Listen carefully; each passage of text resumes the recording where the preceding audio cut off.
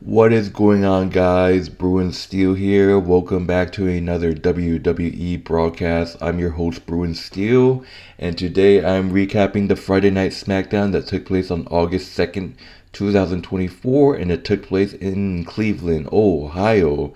Obviously, the home of SummerSlam 2024. Speaking of SummerSlam 2024, it is tonight actually. I am recording this right now, a lovely, lovely Saturday morning.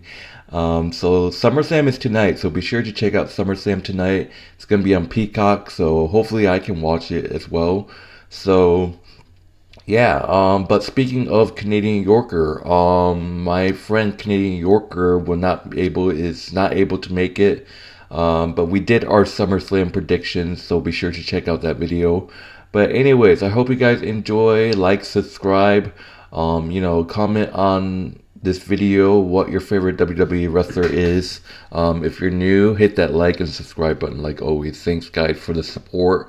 But let's get started with this Friday Night Smackdown, the last Friday Night Smackdown before SummerSlam. So let's get started. So we start off with the American Nightmare, Cody Rhodes making his entrance.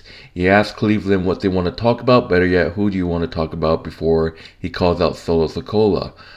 This match is going to be great. Cody versus Solo, main event. Solo Sikoa. Solo Sikoa comes to the ring and orders Cleveland to acknowledge him. And Cody lets the crowd get off a round of Solo sucks before he telling him that he sees the chip on his shoulder.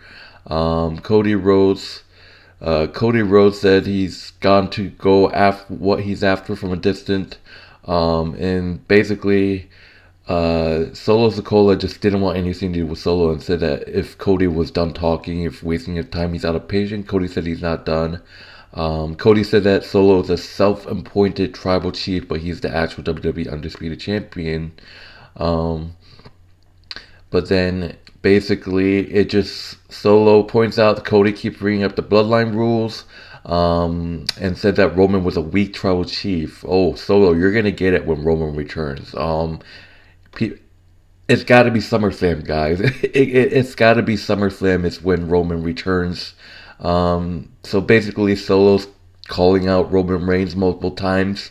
And Solo said that Roman Reigns was a weak tribal chief and claimed that he isn't weak. Solo said he's dangerous, and tomorrow night at SummerSlam, he's going to show him, Cody, how dangerous he is. And then Solo, to our surprise, he said Cody talks a big game, puts your money where your mouth is. Solo said he wants to face Cody in the Bloodline rules. But then as he speaks, Jacob Fatu, Tama Tonga, and Tama Lola makes through the crowd and like, oh wait, is Jimmy gonna return? Maybe. Cody tells each of them in turn that he's not afraid of them, even with all the history. And Cody Rhodes said he accepts the stipulations. So after doing SummerSlam predictions with Canadian Yorker, the Cody Rhodes and Solo Sikoa is now a Bloodline rules match. Wow. And I'm just saying to myself, now there's a huge chance maybe Kevin and Randy will make a return. Or especially, I want to see Roman return, actually. Maybe Paul Heyman returns. Maybe Roman comes back by himself. I don't know. But Cody Rhodes said that he doesn't have to fight Sikoa's family. He just has to defeat the Tribal Chief. And since he's not here, he settled for the wannabe, ending the segment. So Solo did not attack Cody because he said, Jacob Fatu and Tama Tonga is going to have a tag team title match. So hopefully, things go well and Roman actually returns. We want Roman chants. Come on, guys. We want Roman chants in the comment section. So we'll do it for the opening segment and just goosebumps, man. Like, holy moly. But anyways, Cody Rhodes versus Solo Sikoa in the Bloodline rules. That kind of confirmed that's going to be a tease. I feel like they're teasing a return of Roman Reigns, Jimmy Uso, Paul Heyman. But we have to see what happens. But moving on to the next match, we got Andrade once again going one-on-one with Carmelo Hayes. These two just started a rivalry after Money in the Bank. I believe this is the third or second time they face off against each other, with Andrade winning the last meeting. So basically, this Andrade and Carmelo Hayes just put up a show. I loved this match. This was probably a hell of a match. I loved it. Um, it was a great match. It went back and forth. A couple times I saw Carmella had it. A couple of times I saw Andrade had it. Um, excuse me, sorry. Andrade actually hit. It was a figure four leg lock on Carmelo Hayes, but Carmelo Hayes was able to get to the rope. On top of the rope, the message blocked. It's a lot of roll ups in this match. So near fall off of a last Mystiska moonsault off the top, nobody home. But at the end, Carmelo Hayes tried to go for the roll pin, and then Andrade countered it and was able to hit his own roll pin for the win. Andrade defeats Carmelo Hayes in a blockbuster match, an amazing match, honestly, by pinfall with a victory roll. So, kind of expected a finisher in this match. I actually thought Carmelo Hayes was going to get this one. Usually guys exchange victories and stuff like that. But Andrade gets the job done, defeating Carmelo Hayes by pinfall. Honestly, it was a great match. They have great history in the ring together, despite Carmelo Hayes is kind of hating on Andrade right now. But yeah, Andrade comes up with the win over Carmelo Hayes in this amazing match, in my own opinion. Honestly, people think that maybe Carmelo Hayes is boring and Andrade is boring, whatever. But anyways, Andrade with the victory over Carmelo Hayes by pinfall. Alright, so let's move on to the next match. We got Apollo Crews versus Santos Escobar. Obviously, this Daniel Fashmere group just been feuding with everyone. First LWO, now they're feuding with Apollo Crews and Baron Corbin. Obviously, Santos Escobar was in control. Baron Corbin cheering his buddy at ringside. It seems like Baron Corbin and Apollo Crews have made some sort of friendship. Santos cuts him off, whips into a cute Brad for two. But then Angel run interference, I think. One of them ran interference, military press into the standing moonsault. Crew gets Corbin picks off from under the ring. Crew's distracted.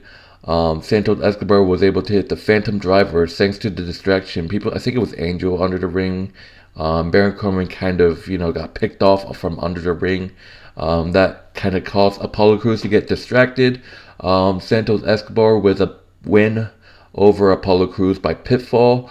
Man, someone needs to take care of Santos. Oh my God, this guy, man, it's like they cheated. It's like they cheating and all, running interference. That's just insane. But Santos Escobar wins by pinfall with the Phantom Driver, winning over Apollo Crews. So yeah, let's get to let's move on. So we get to see Bianca and Jade get interviewed because they got a women's tag team match against Alba Fyre and Isla Dawn. And then we get to see. All right, moving on. We see Paul Hay. Wow, I almost said Paul Heyman. Excuse me. We see Logan Paul's homecoming celebration. Nick Aldis is in the ring with three nameless Cleveland dignitaries to welcome Logan Paul back home. Logan Paul gets on the mic and calls Logan Paul, in his hometown of Cleveland, gets on the mic and calls LA Knight delusional and says that whatever you like or not, he's in Cleveland. He said he sees the point if you think you're not great champion with two defenses in his reign over.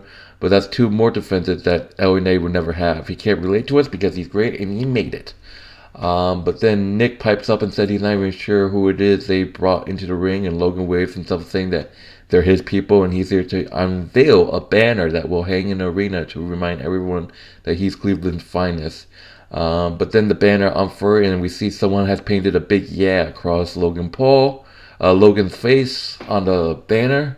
Enter LA Knight, and he said Logan is lucky that the face banner is the worst of his issues right now and calls him out for not even being Cleveland properly. But LA Knight said that if he ruined his little banner, he's gonna do him a solid. He said he's going to go to the back and he's going to get him another banger. He'll be right back. But it turns out LA Knight went to try to find another banner. He runs into Pretty Deadly, but then he finds Logan Paul's Prime branded Humor. So LA Knight says that he knows Logan's head is so empty they're going to open a Spirit Halloween in there. And then it turns out LA Knight just steals Logan Paul's Hummer, ending the segment. So, and then Paul Heyman said that, not Paul Heyman, what the hell? Logan Paul said that that was a crime. So that's crazy that Logan Paul got his thing stolen. So LA Knight versus Logan Paul is going to be a great match. If you guys want to know my predictions, me and Canadian Yorker did them yesterday or a couple days ago. So be sure to check that out. I apologize for the huge lag. What happened in that video, but anyways, let's move on to the next match. We got Bianca Belair and Jade Cargill versus the Unholy Union of Alba, Fyre, and Isla, and this match is for the WWE Women's Tag Team Championship. So it's honestly the first big defense that Unholy Union had. I mean, so far their title reign has been boring. Their title reign has been nothing. They have no TV screen time. I mean, they defended their titles on NXT, but that was their first ever defense. This is actually their first real defense, against a superior team of Jade Cargill and Bianca Belair. But this was a great match. It seems Bianca and Jade, it just shows how dominant they are. They were taking control of this match. But towards the end of the match, Belair Davenport gets involved, and attacks. But the referee, paying attention, actually saw it and said that, rang the bell, causing this match to go to a disqualification finish. It just... I had a feeling something like this was going to happen because I did not see Jade Cargill or Bianca take a pin. They're just that dominant. So Bianca and Jade suffer a loss. Well, they won by disqualification because Blair Davenport ran interference, helping the champions lay out Bianca out and then work on Jade Cargill. It looked like Jade Cargill was hurt, but we have to see what happens. But as a result, Unholy Union, Alba, Fyre, and Isla are still your WWE Women's Tag Team Championship. It was okay of a match, it was great, Alba, Fyre, and Isla, for once, I just want to see them prove themselves and have defensive, but so far this is only their second defensive. Well, I wouldn't count the NXT because that wasn't really defense. This was actually their real defense, but it just turned into a nightmare because Blair Davenport, it ran interference. So, but anyways, because of the disqualification, Bianca and Jade failed to win the WWE Women's Tag Team Championship. And this is my thoughts, though. I just feel like Bianca and Jade shouldn't win it back. I think they're just going to move on with the storyline with those two. I think at one point Bianca could turn heel or Jade could go heel, but either way, I think Bianca might turn heel, turn on Jade at some point in the future. I think they're just going to have them not win any championship, gold or whatever. I don't know. Like, Bianca's due for a heel turn, so we have to see what happens.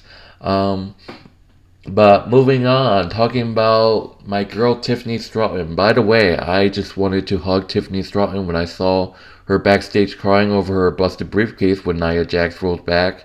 Finally, Tiffany Stratton gets a new briefcase, a pink briefcase. Shiny new pink Money in the Bank purse for her. And a threat reminding her not to cash in on her or she has to answer to her. And then stupid Chelsea Green and Pimpernel Nevins had to talk some shit saying that she preferred Green. And Tiffany said Green isn't Chelsea Green and don't hoof about it. So this is gonna be interesting. Like, is Tiffany Stratton gonna cash in the Money in the Bank briefcase? I don't think so. I just feel like Tiffany Stratton's gonna be in a unstoppable loop with Nia Jax. I feel like Nia Jax is just gonna be, in Tiffany Stratton's corner and eventually probably turn on Tiffany Stratton. I don't even know. But anyways, that would do it for the backstage segment of my girl Tiffany Stratton. But Moving on to the main event, we got DIY, Johnny Gargano and Tommaso Ciampa versus the Bloodline, Samoan Werewolf, Jacob Fatu, and Tama Tonga for the WWE Tag Team Championships. And all I can say is I feel bad for DIY. Like, holy shit. This just show you how dangerous Jacob Fatu is. He literally just made his return and he's just dominating. I mean, it's just unbelievable. I mean, look, they did put up a fight. Credit where it's due to Johnny Gargano and Tommaso Ciampa.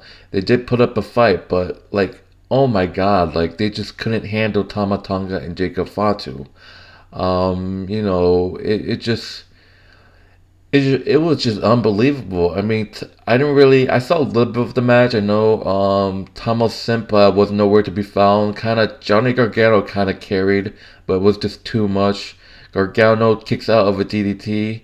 Putty Boons to Gargano recovers. Super kick, suicide dive takes out Tonga out. Boyden Frank like, but the Samoan, the Jacob Fatu pops up. That just shows you how dangerous Jacob Fatu. He literally can get up from a DDT like it's nothing. But that just surprised Johnny Gargano. Super kick, pop up, Samoan drop, double jump moonsault. Jacob Fatu pins Gargano. That's it, guys. DIY are no longer your WWE Tag Team Champions. The Bloodline has done it. They have brought the Tag Team Championships back to the Bloodline. Jacob Fatu and Tama Tonga are your new WWE Tag Team Championship. And all I can say is fasten your seatbelt, guys, because I don't see anyone stopping this duel. We have to see. Maybe this is just what I feel like. I feel like Jey Uso and Jimmy Uso could go after those titles. We all know Roman's returning. We all know Jimmy Uso could be coming back. And they're probably going to recruit Jey Uso again. I don't know. And we can see Jey Uso and Jimmy Uso going after Jacob Fatu and Tama Tonga. But, I don't know. I said this before, but I don't know. People are saying that, oh, Jacob is secretly working for Roman. But I just don't know if I believe that still, because Jacob Fatu, just the deadly, winning the WWE Tag Team Championship, it just like, and then destroying Kevin Owens and Randy Orton. I don't know, guys, if Jacob Fatu is working for Roman. I mean, it's hard to tell, so I can't wait where the storyline goes. But Jacob Fatu and Tama Tonga are your new WWE Tag Team Champions. Wow, I kind of honestly, I kind of expected. But man, DIY deserve better. I think they only have hold on to the titles for 29 days. That's just a crime right there. That's literally only like 1 month.